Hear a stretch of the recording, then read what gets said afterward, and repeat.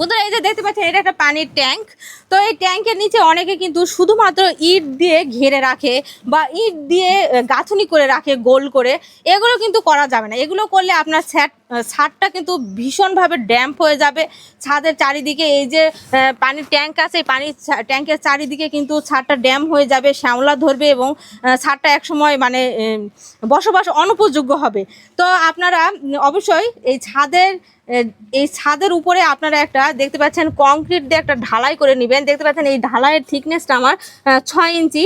তো 6 ইঞ্চি রাউন্ড করে আপনারা একটা ঢালাই দিয়ে নেবেন। তার উপর আপনারা যত বড়ই পানির ট্যাঙ্ক রাখেন না কেন, এই পানির ট্যাঙ্কের কোনো রকম প্রভাব বা পানি চুয়ানোর কোনো রকম সমস্যায় কিন্তু আপনার এই ছাদের উপর পড়বে না। দেখতে পাচ্ছেন অলরেডি এখানে পানির ট্যাঙ্ক রয়েছে এবং পানি ভরা হচ্ছে এবং এখানে কিন্তু কংক্রিট দিয়ে ঢালাই করে রাখা হয়েছে এবং তার 1 ইঞ্চি দূরত্বেও কিন্তু কোথাও পানির প্রভাব নেই, শ্যাওলা ধরার সমস্যা নেই এবং কোথাও ড্যাম্প হয়ে যাওয়ার সমস্যা নেই বা ছাদ চটে ওঠারও কোনো সমস্যা নেই। এটা হচ্ছে কংক্রিট দিয়ে ঢালাই করে দেওয়ার জন্য এই কাজটা সঠিক হয়েছে।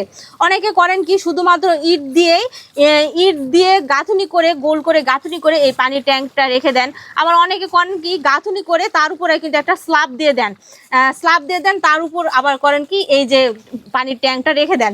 এই দুইটা ক্ষেত্রেও কিন্তু আপনার ছাদ ড্যাম্প হওয়ার সম্ভাবনা রয়েছে এবং এই কংক্রিটের এই পানির ট্যাঙ্কের চারিদিকে কিন্তু লোনা শ্যাওলা ধরারও সম্ভাবনা থাকে, যেটা আমরা সবসময় দেখে আসি। তো ইট কিন্তু পানি শোষণ করে, যার কারণে ছাদটা কিন্তু ড্যাম্প হয়ে যায়। ইট পানি দীর্ঘ সময় শোষণ করে রাখার কারণে কিন্তু এই ছাদটা ড্যাম্প হয়ে যায়। তো অবশ্যই ইট আমরা কোনোভাবেই এই পানি ট্যাঙ্কের নিচে রাখবো না বা দিব না। সবসময় আপনারা কংক্রিট দিয়ে ঢালাই করে এই পানির ট্যাঙ্কটা রাখার চেষ্টা করবেন।